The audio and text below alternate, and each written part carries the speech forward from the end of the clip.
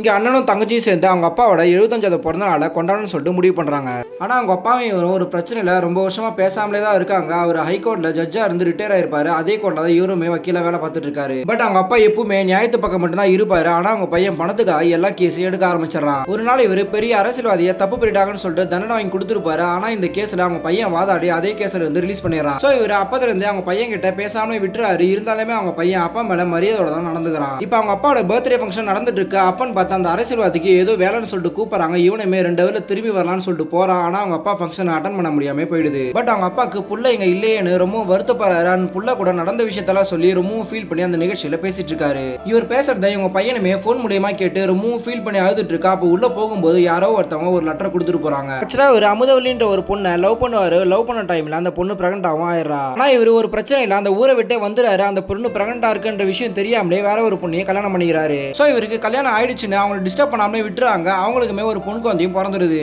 இப்ப நம்மளோட பொண்ணு ஜெயில ஒரு பிரச்சனையில மாட்டிக்கிட்டு இருக்கா. நீங்க தான் அவளை காப்பாத்தணும்னு சொல்லிட்டு போட்டுருக்கா. அதை பார்த்ததுமே இங்க யாருக்கிட்டையும் சொல்லாம லெட்டர் மட்டும் எழுதி வச்சுட்டாங்க. வந்து கிளம்பிடுறாரு.